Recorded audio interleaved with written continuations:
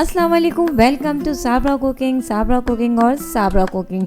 आज मैं आपको बनाना सिखाऊंगी समोसा पट्टी। और समोसा पट्टी बनाने के लिए हमें जिन अज्जा की ज़रूरत होगी तो वो है तकरीबन 1 से 1.5 कप मैदा।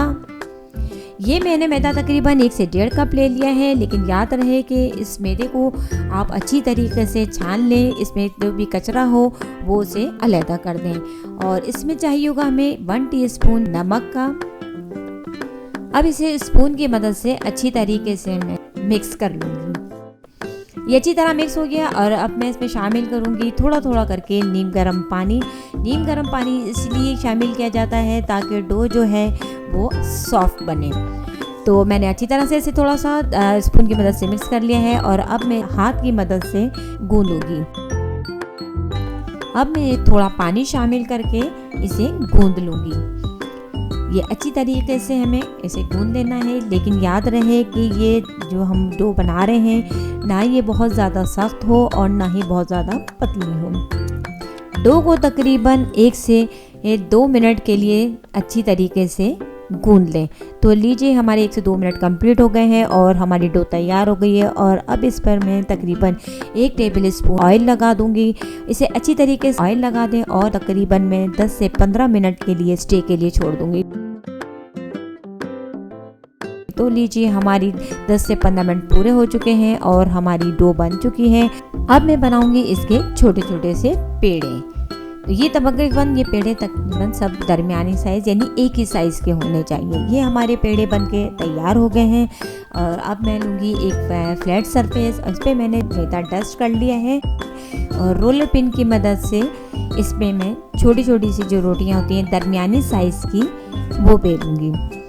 तो रोटियां जो है वो सभी एक ही साइज़ की होनी चाहिए, क्या ना कि कोई बड़ी हो ना कोई छोटी।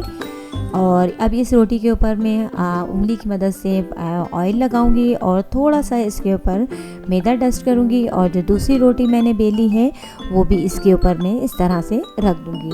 और फिर इसी तरह से दोबारा से मैं ऑयल लगाऊंगी पूरी उंगली की मदद से और इस पर फिर मैं दोबारा से मैदा डस्ट करूंगी और इसी तरह से रोटी इसके ऊपर रख दूंगी।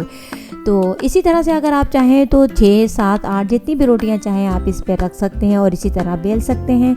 और अब मैं इसको बेलूँगी, लेकिन इसके चौड़ाई की या पतला या लंबा होने की कोई टेंशन ना लीजिएगा।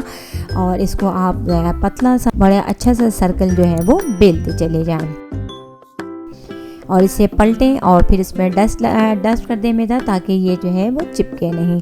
तो लीजिए हमारी जो है बन के तैयार हो गई रोटी। और मैंने जो है तवा गरम कर लिया था और ये बिल्कुल ही मीडियम फ्लेम पर है।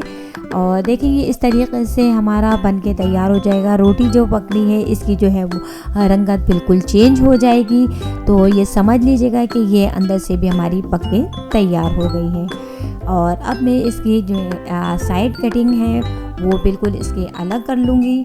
तो ये जो हम कटिंग करेंगे ये याद रखिएगा ये बिल्कुल भी वेस्ट ना करें। इसे आप इसे फ्राई कर सकते हैं, ये हमारी पापड़ी बन जाएगी मज़ेदार किस्म की। तो ये मैंने चारों तरफ से इसकी कटिंग कर दी है और मैं अब मैं आपको इसको अलहदा करके दिखाऊंगी कि ये कितनी ज़बरदस्त किस्म की हमारी ये देखें ये बन गई है समोसा पट्टी। तो और अब ये मेरी समोसा पट्टी बन गई है। अब इसको बिल्कुल सेंटर से काट के जो है वो समोसा पट्टी में तब्दील कर दूंगी। तो लीजिए हमारी ये समोसा पट्टी बन के तैयार हो चुकी है। अगर आपको हमारी रेसिपी पसंद आए तो प्लीज़ इसे लाइक शेयर करना ना भूलिएगा और हमारे चैनल को सब्सक्राइब ज़रूर कीजिएगा। हमारी वीडियो को देखने का आपका शुक्रिया।